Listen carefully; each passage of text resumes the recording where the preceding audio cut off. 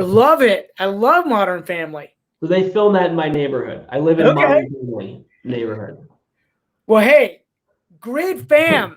I got Richard Schulman, who watches Modern Family, and I'm so excited to have him here pouring into us. We're going to have what we call the grid talk. We're going to talk a little bit about how he's built his business. And what we were talking about just a little bit ago was that he lives in at West LA, and he's been able to create freedom of time, right, through this business, through building cash flow properties. So we're going to unpack that a little bit. Richard also runs a highly successful team within Keller Williams Realty, part of Gary Keller's top 100. I believe I read in your bio, actually at one point you were top team in the number two in the company, right? That's awesome. What year was that, by the way?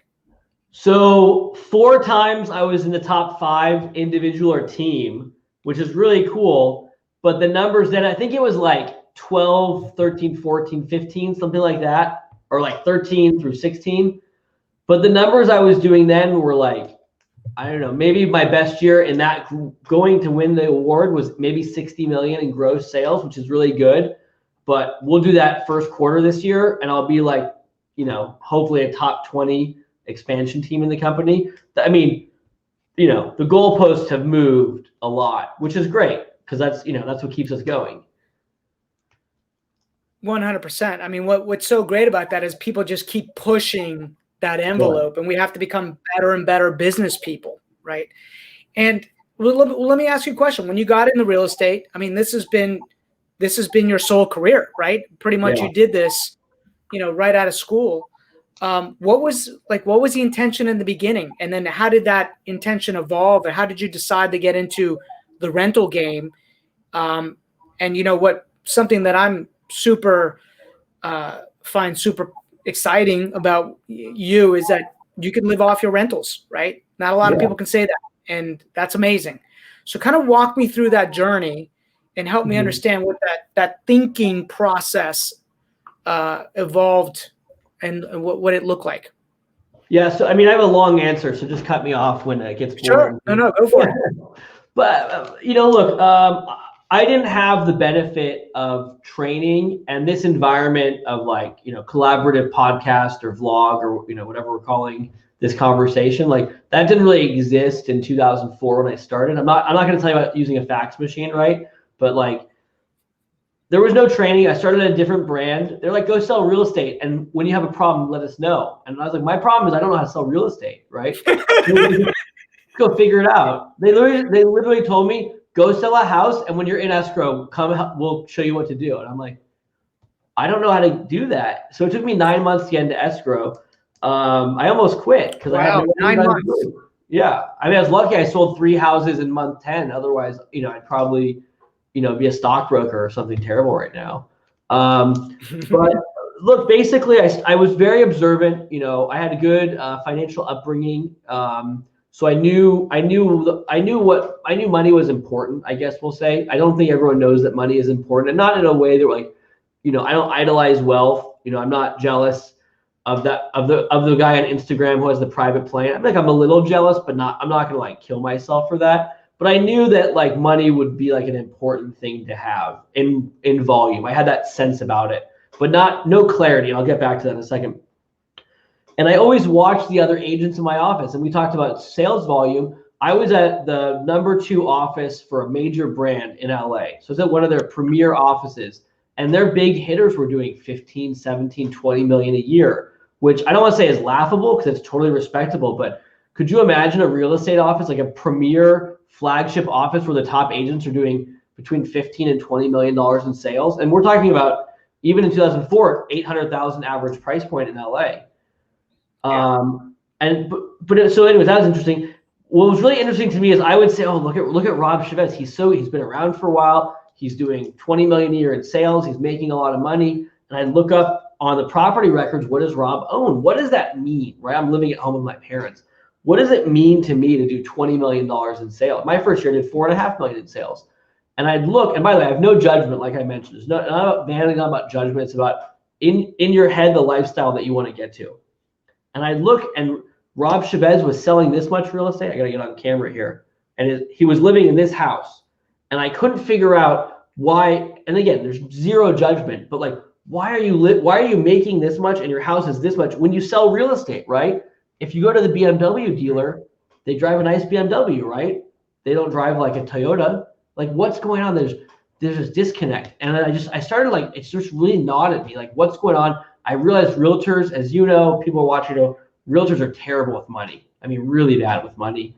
And they just didn't have any planning. And realtors are actually really bad about the one thing that we should be good at is buying and owning property, right? And so we talked about our mutual friend Haro had said something in that, like, in the stock market, it's called insider trading, but here in real estate, just it's what you do, right? You buy what you know. So anyways, I'm going to I know I'm getting some signals to wrap it up, so I'll hurry up. But no signals. No. I'm like, I totally agree. We can edit this later, right? You can edit for time. So look, here's the big moment for me. I was living at home. I started doing decently well. I was, making a little bit of money, doing 4, 5, 6 million a year. It's not terrible, not great, but not terrible. And we're in 2008. I had to think about that. So it's my 4th year, and the foreclosures hit, right? All of a sudden, I go from selling like regular people $800,000 homes. All of a sudden, I'm selling like $200,000, $300,000, $400,000 homes and condos. Everything halved in value here, and I'm just selling to investors, right? So I meet like Rob, the hotshot doctor, wants to come look at properties, and I'd sell you 3 condos, and that was cool. And then your accountant bought 2 condos for me, and then the accountant's sister bought, a house for me. All, when the houses are $300K in Los Angeles, I mean, you don't think about it. It was a great business, right? I mean, I don't know, everyone has a different price point, but in 2008, when I say, hey, Rob, you want to buy this house? It's $350. It used to be $700. You're like, okay, do I just give you a check, or like, I mean, there's no like, what's the kitchen look like? It's just like, sure, it's a great deal. It's like, we're at Walmart for houses, right? We don't actually have Walmart here, so I'm just guessing from what I've seen on TV. So anyways, maybe it's like Costco for houses. So anyways, this is the big moment, and to get to the point is I'm showing this doctor, one of these like hotshot investor doctors, guys like, I have 10 minutes between patients, I'll come look at this property. I showed him a condo, suburban LA, for $268, right? It had sold for $445 18 months before. It declined, check the math, call it $10 an hour, $10 an hour for 18 months.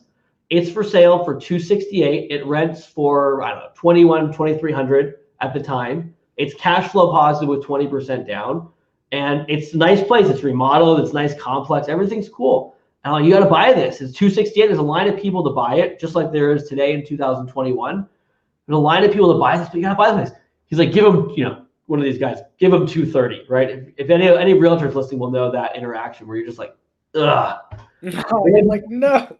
No. You don't understand. It's $268, and you should be like, send them a thank you card if they sell it to you for that price. It's a good deal. So he's like, $230 or nothing. And I'm like, I'm not even going to write that for you.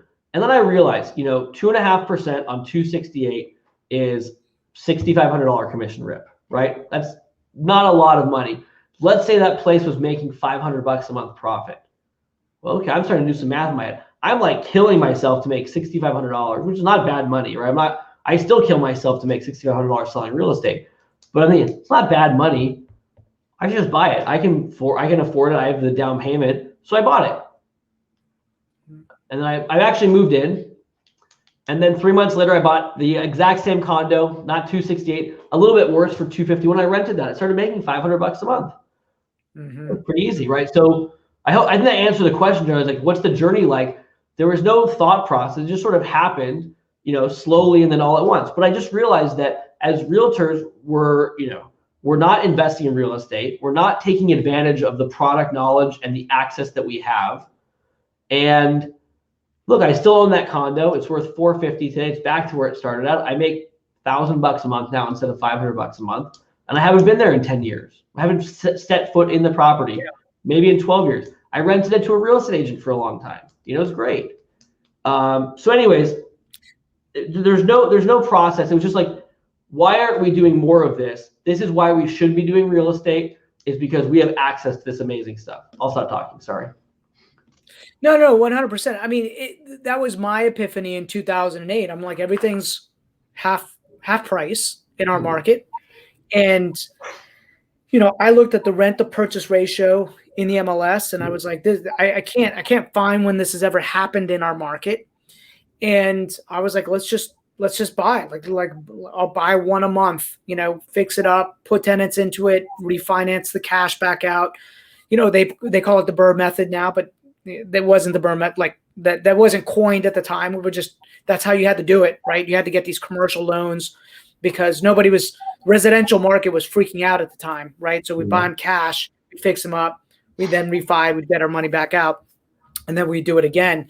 And I remember just thinking, man, just everything that we're doing, there's this process in my mind of creating earned income, whether you're a wholesaler, whether you're an agent or you're in construction or you're a builder, and you create that income so that you can buy assets like these at discounted prices, right? The insider trading portion that you're talking about. And that, that just becomes the model, right? Whether you're hardcore flipper investor or you're an agent, we're all in the same business. It's an earned income kind of business. You got to move over to the other side. And every year you got to buy 1, 2, 3, 4. And, it was funny because I thought I was a collector until I met you. And then I realized you're a collector, right? You kind of move, you did these condos. And what I want to hear is kind of the journey of the condos. Then you did, I think, some small multifamily. And then you started, how many doors do you have now? Like what is that? I think you actually counted the number of toilets you had when we talked before, but 126 toilets that I own. 126 toilets, right? That should be the new metric is don't tell me how many doors, like how many toilets are you responsible for? Because I just went through all my plumbing bills, right? I got all my plumbing bills, so I get like 15 a month of unstopping things and clearing things. Now, actually, so that brings up a good question. Are you self-managing? Do you have a manager at this point? I mean, that's a lot of toilets. So I have a hybrid model of doing that. I don't know a lot of people who own real estate who have it managed outside. And I don't want to say anything bad about a manager, if a property manager is listening, or people who do have that. I know myself, I have a client with 4 figures of doors, and I've sold hundreds of properties to people to be held as investments. Other than some people who have left the area or left the country, or they're a surgeon and they're just unavailable wide periods of time, I really don't know any people, let's say any regular people that have property managers. So my wife's a bookkeeper, thank God. I've never paid a bill in my life. I have no idea how to even do that. So I stick to what I know. I just started having one of my team members be like the manager, but I'm still the backstop. And I have my team do the leasing. My sales team does one of them does the management. And, look, you can automate a lot of these processes. Like I give all my tenants a letter. I don't have it. I'll send you a copy, Rob. But it's like when they start with me, I send them an email. It tells them how to pay rent on Cash App or PayPal or Venmo. So I get most of my rent electronically. A few of them are doing checks, which I have to track down sometimes. They all have the plumber's number, and instead of paying a manager, they just call the plumber. I said, "You have a plumbing problem? Don't call me. I don't know what to do. I'm not touching your toilet." I have a plumber. They'll come out. I have a fixed price for them for a service call, and they send me a bill at the end of the month. Easy, right? So we say manage. It's like, I have 70 doors. Yeah. My wife spent a few hours a month, processing checks, paying mortgages and such. My guy spends probably 50. I'm going to guess 20 hours a month on management stuff.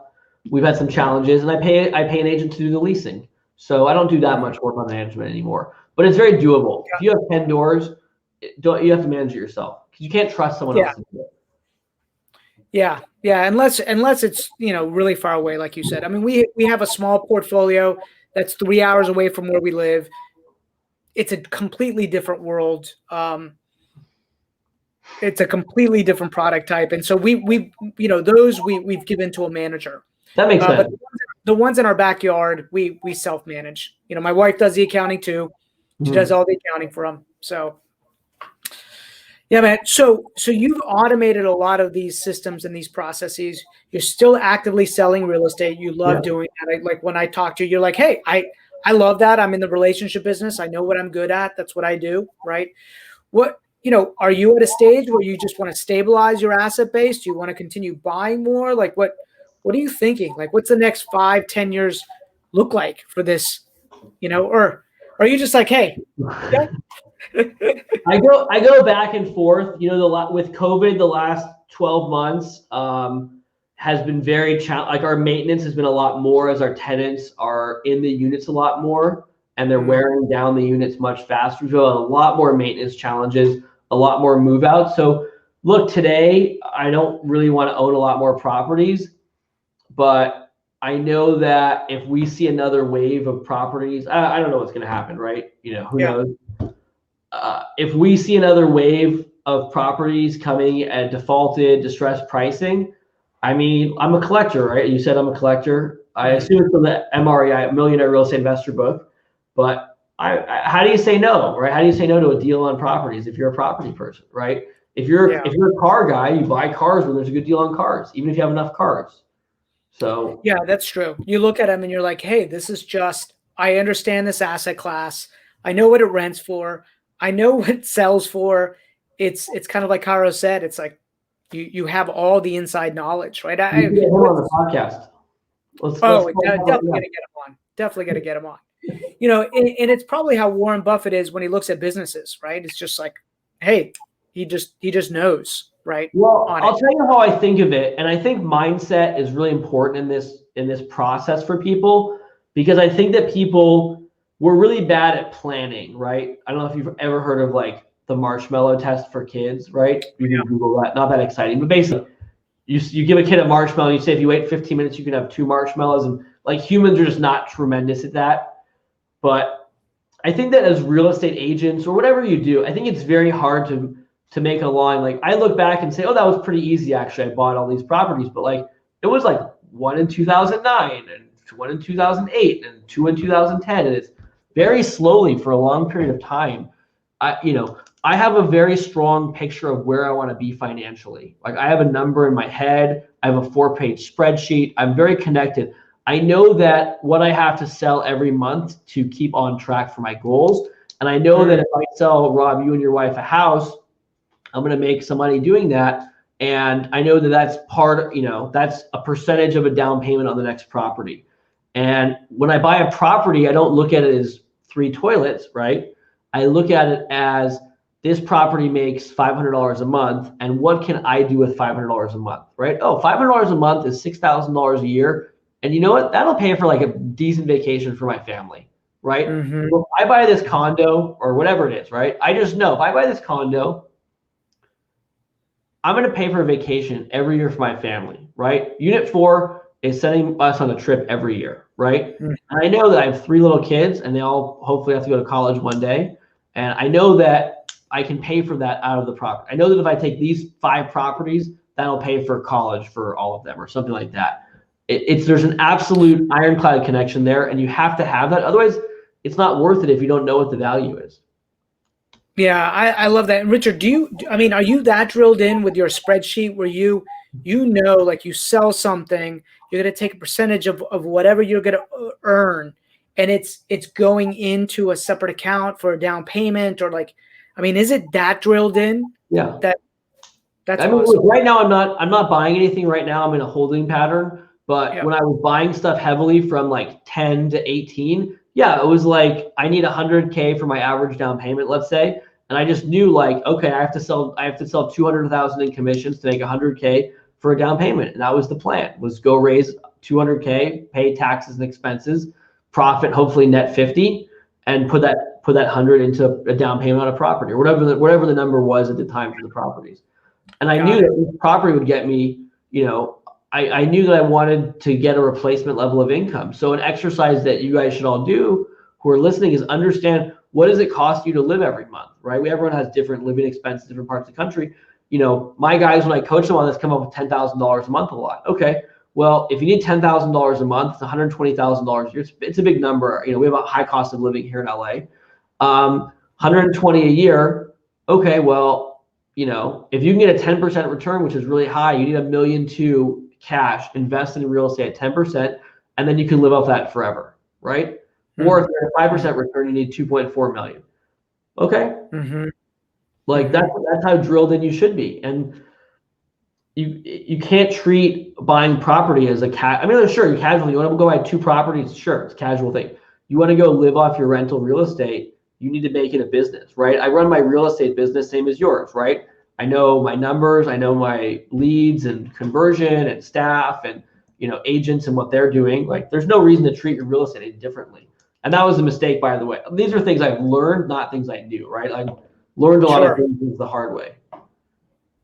What are some of those lessons you learned the hard way? I'm just curious. Well, I don't know if there's a lesson, but it's a funny story. I think I shared with you before, but I was buying property in Inglewood, California, like way before it was cool. Now they have the stadium there, right? So now it's like the hot spot, but I was there when it was like, people didn't want to go there. And I was buying stuff 63 a door, 75, 85 a door, 2-bedroom condo in LA. I mean, this is crazy pricing. Those things are worth 6 times that now. And this guy calls me. I know all the brokers knew me. I was like the only guy buying stuff there.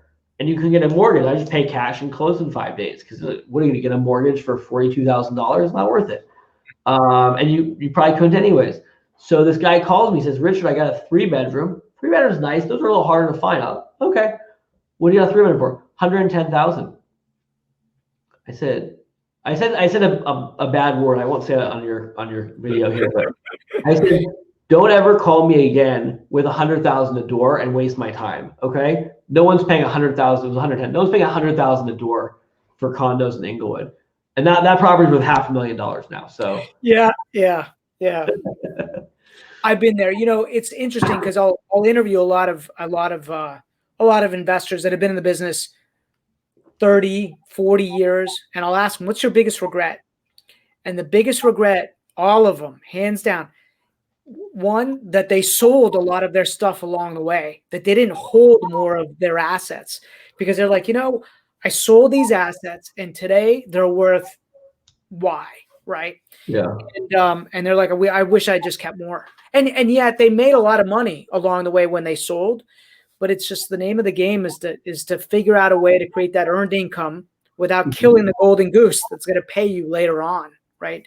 Yeah. And that's just a lesson I learned along the way. I kept selling properties to investors turnkey, and I was like, why am I doing that, right? This was such a hard deal to find. I'm selling it to them turnkey, and I'm making a small commission on it when I should be owning these assets and owning more. Right.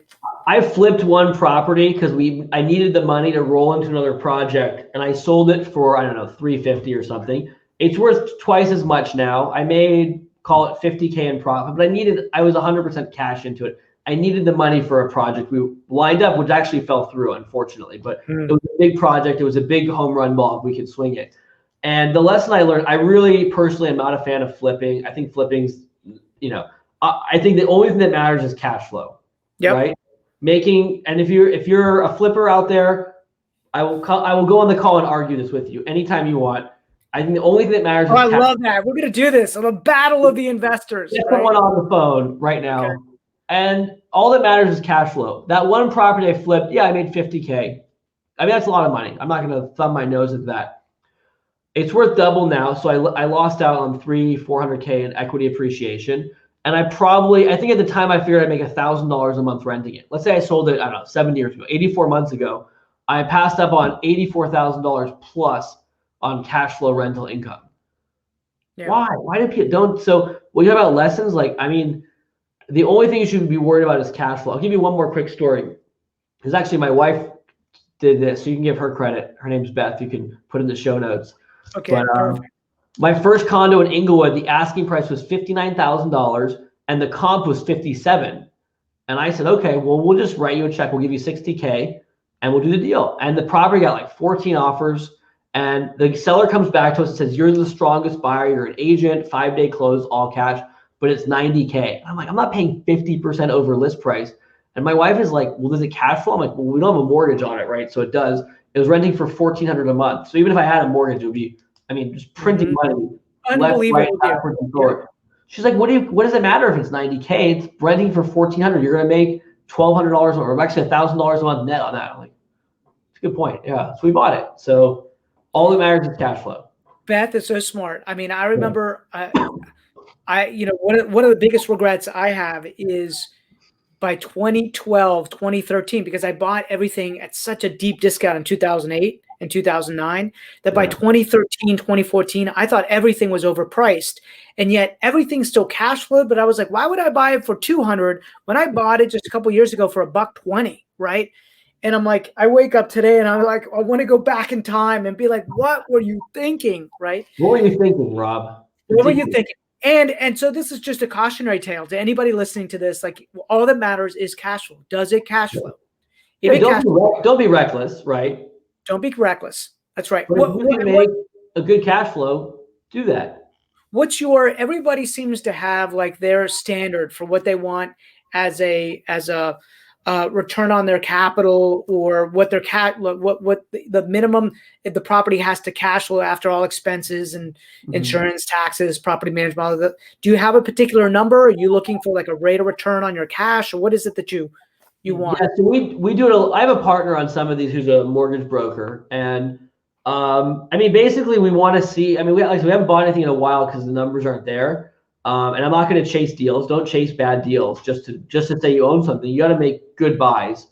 But we had generally were looking to see something about 10%, and we would do cash on cash, and we would include principal reduction. I don't know why. That's just how we did it. There's not like that's not the only way to do it. You can do it any way you want. We just thought that was the best way to do it. So if we can hit around 10 cash on cash, that's net profit plus principal reduction divided by our cash down payment plus our equity investment if we had to do any upgrades, then we were probably a buyer, like without thinking too hard about it. And we would go down to 8%. Like we actually bought something at 5% rate of return, was one of our last purchases, but it was on such a cherry piece of land, like upzone piece of land by a new train line coming in, that we went down to 5 on it because we thought we want to have this property long term. And so, yeah, I'm still making 5% return on that one, and I have a lot of trouble with that property, but I'm really glad that I own that piece of land because, look, you also have to remember, let's say on that one I put down, it was like a $700K purchase. We put down like, call it $200,000 down just for fun. A 2% difference there is $4,000. So, or let's say 3% to get me up to that 8 number. 3% of $200, $6,000 a year. It's not nothing that I'm not getting. I mean, I'm still profitable. I'm making a $6,000 annual bet, right? That this property is going to pay off long term for me. And I'm like, I'm 100%. I'm there. I've already made up that money and what the property's done. Now, I get the rent stuff. That'll be nice too. Yeah, I mean, it's a calculated. That it's a cherry piece of property in an area where there's probably going to be upside on appreciation.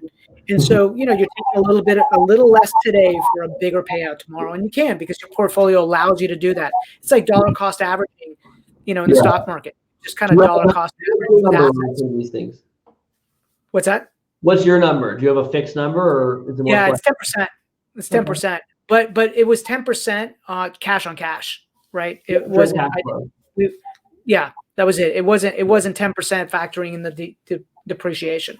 I think that people have to find what's reasonable in their market. If you came to me and said, I have $1 billion to spend and you'll be my agent, but I want 10% cash on cash, the way you're describing it, I don't know a point in the last 17 years I've been a broker I could have made a penny off you on commissions. But that being said, in a lot of places you can do it. So I think for people listening, you have to find, okay, what's a realistic number here? And then go after that. And that's something that's the insider trading aspect, or if you're not an agent, having the right agent to help you understand what that looks like. But I get calls all the time from people who want 10%, they want 8 caps, and it's like, it doesn't exist. It's not there. So, and those every market's a little bit different. I mean, that's why we started going down the markets like Tampa and St. Pete, in our area. Just that's why we haven't bought anything long term. Actually, I just bought a little river house, but that was more of like a, for the family, possibly Airbnb, little speculation. And it's about an hour away from where we live. But we, other than that, I think the last acquisition we had was a condo in St. Pete like 4 years ago, right? Yeah. So, for a buy and hold because the numbers just haven't made sense here in our backyard. But there's lots of people that I know that are investing in Montgomery, Alabama, and different places in North Carolina. They've got connections down there. It is. Do you own any properties out of state, or everything is right in your backyard? I'm a purist. Yeah, and I believe that you should. Nobody's going to know, the backyard better than you do, and that's how you inside trade, right? Because you have all the inside knowledge. But there's a lot of people that have done well going outside the market, right? I've looked outside and I've never been blown away that the differential, and I'm not saying it's good or bad or that's one area is better or worse than any other. I've never looked, and I don't want to be in Montgomery, Alabama, just because it's too far, and I don't know anything about it. I've looked in other areas I know, and of the other areas I know or I'm familiar with, I haven't been I don't know what the number is, but there'd have to be a 50% bump on profitability for me to be excited about going somewhere else where I'm baking in a lot of risk, right? Or maybe you buy it in an area that you're pulled to that area for a particular reason. Like maybe you like the vacation there, or perhaps you've got family there. Like St. Louis is another area, which right now it's just exploding. Well, my wife's family is from St. Louis, and I remember thinking about a decade ago, I should be buying property here in St. Louis, right? Architecture is awesome, lots of multifamilies, bricks, that just great properties. We lived in St. Louis. My sister went to college there, so my dad and I looked there let's buy an apartment building and she can live in it and kind of be she won't tell anyone she's the manager, but she'll keep an eye on it. And we just couldn't make any numbers work. So really, how long ago was that? Probably 10 years. Oh, look, anywhere you bought 10 years ago, you feel stupid, or didn't buy, you feel stupid for not. Yeah, for sure. And maybe that's a good lesson for everyone, is that just because someone bought 10 years ago doesn't mean they knew what they were doing. I tell people very candidly, I made a lot of decisions that were not special at the time, and this happened to work out really well. If Inglewood didn't get a train line and a station, a stadium, and prices went 5x, I probably wouldn't be on your call here, right? So some of it's luck, some of it's timing. I think I made some smart moves too, but it's interesting. I love Guy Raz's podcast, How I Built It, yeah, right? And he always asks how much of it was luck, how much of it was hard work, right? And everybody kind of answers, it's a combination of the two, right? Yeah, if you read Malcolm Gladwell's book Outliers, I believe it's Outliers, he talks about how it's no coincidence that basically all the great rock bands of the 90s came from Seattle and a very brief time period, Pearl Jam, Nirvana, Soundgarden. And it's no coincidence that Bill Gates and Paul Allen and Steve Ballmer, who also came from Seattle and were born within 18 months of each other. It's there's a lot of factors that led to that. So that we're maybe way off topic here, but no, it's super interesting. It brings me to my next question, my final question. Good segue. Right? Yeah, it's where do you think we're going here? I mean, this is the market is on fire as we record this. There's no inventory, right? Builders haven't built enough product. Mortgage loans have been difficult to get for many years, so it's not like there's that ticking time bomb that's there. What do you think, right? I don't know. What do you? Well, how are you protecting your downside then? Is my better question. Here's the way I look at it. I haven't sold an investment property since March of last year, right? So it's now been, and I used to sell a few a month. It's too expensive it doesn't make sense, in my opinion, to buy an investment property to break even or to make a low profit. In California, but I assume in basically everywhere, there's some pending litigation on this, but there's eviction protections, which are important. We're not going to have a political or legal discussion about that, but for whatever it is, there's a lot of risk in owning rental properties right now. Yeah. And so to buy something at a sub 4 rate of return with risk, it doesn't make sense to me. Yeah. I think as an investor that the risk of property going up in value, that it would become even less affordable to you as an investor, is relatively lower than the chance of property going down in value. and then thus becoming more attractive to you. Yeah. That being said, I don't know what that looks like because of everything going on. Yeah, I agree. I think there's a greater risk. I love how you put that. There's a greater risk that it could be less 2, 3, 4 years from now, right? Over the long term, it's always been proven to be an awesome asset class, but you just don't want to catch yourself at the wrong time. But interest rates, as they creep up, it will put some pressure on a lot of that stuff. So we'll see. Maybe we'll enter into a balanced market at some point in the next 6 months. And we're seeing things are like, for example, single family homes are very hot here, especially at the middle and higher ends. But, luxury condos, $1.5 to $2 million condos or high rise condos, no one's buying. I mean, people don't want to own those now. Yeah, that's true. I have clients on one hand who are like, they can't even get a showing at a $3 million house because there's a line out the door. And other clients the same day are like submitting lowball offers on 175 condos because no one's buying them right now. So you could be in a world where apartment buildings, small multifamily, or rental class, single family, single unit, it operates differently than, mid-level, upper level, single family. So it's possible you have a world where things are going a different direction. We have that right now. So yeah, we have that. It's interesting because we're seeing that in our market too. I mean, there's a glut in condos here in our area, but there's 0 single family homes available on the marketplace. Time to buy condos, right? Time to buy condos, for sure. Okay, well, Richard, any final words of wisdom, right, for anybody that is looking to buy cash flow properties or build what you've built over the long term? What are some words of wisdom that you would give them? Final thoughts. First of all, we share the same mantra: do or do not, there is no try. I have that in my office also. Yeah, I have that framed in my office too. Every time we don't go to the office anymore. When people come in, they complain about something. I look at the wall, right? Do or do not, there is no try. I don't know. I don't think this is complicated. I think that if you look at Richard and you want to say that I did something well, I think I had a plan in mind and I executed on a plan. Yeah.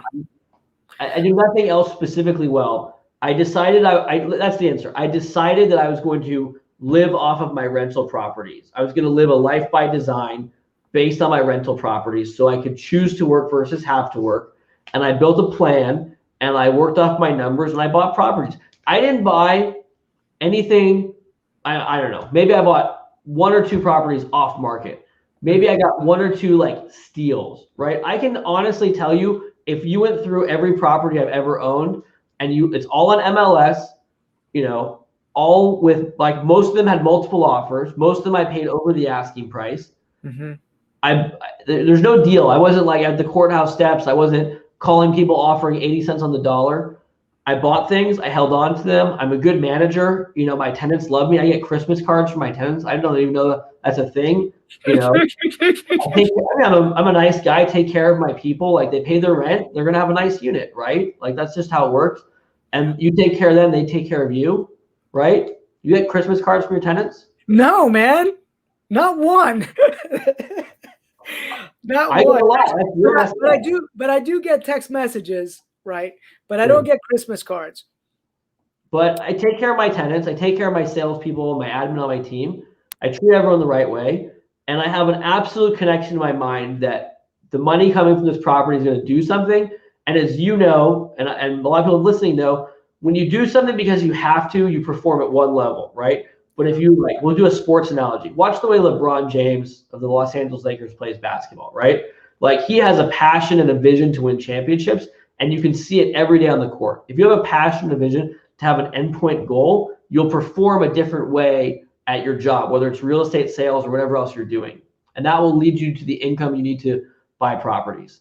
And the last thing I'll say, from Tim Ferriss, the 4-Hour Workweek, I'm a big fan. You should get him on your call too. He's a good draw. Yeah, he's next. Right there. Yeah. With notes, right? I love it. Hang on a sec. Where is it? I took it off. Oh, here.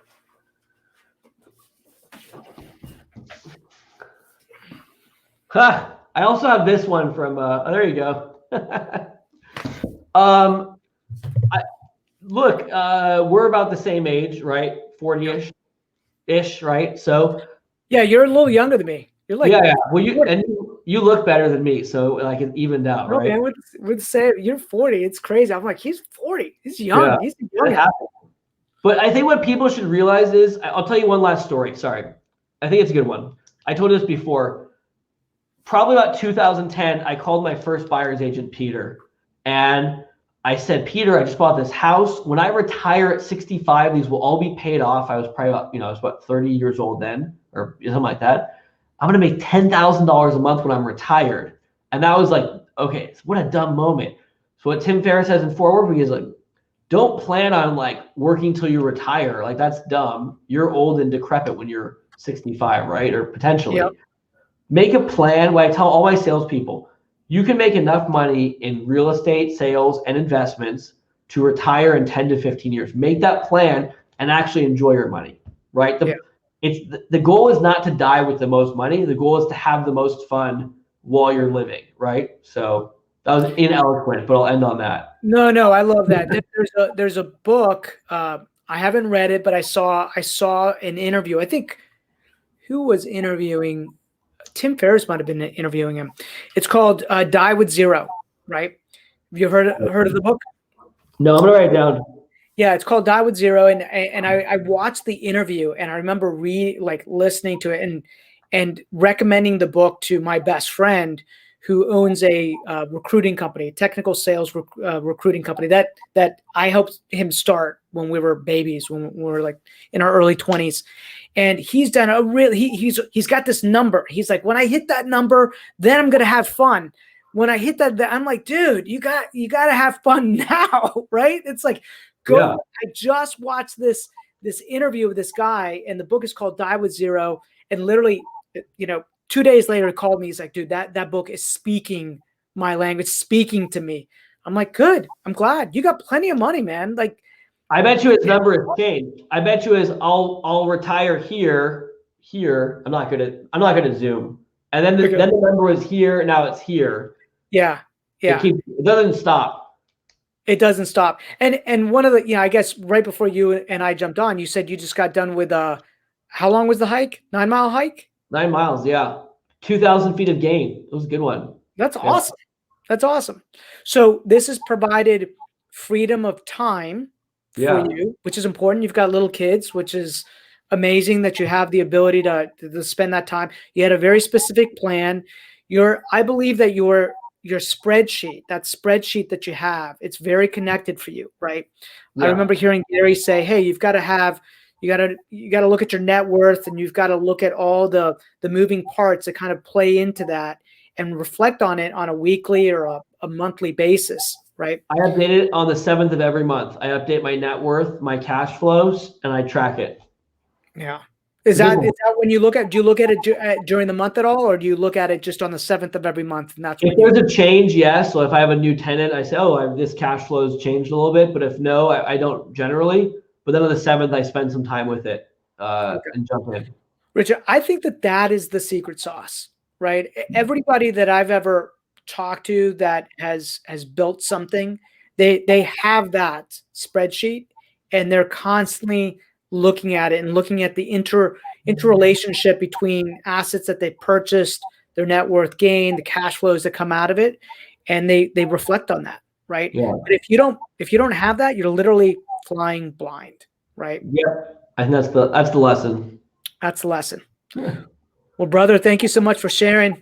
Good to see you. Yeah, good to see you too. It's dark. It got dark here real fast. Oh yeah. Yeah, not for you. Not yet. 3 o'clock here. I'm looking forward to it, man. Well, I'm looking forward to seeing you sometime live soon. And thanks. November, I'm holding out hope for. Yeah, man. Let's do it. You take care. Thanks, Richard. Bye, man. Okay.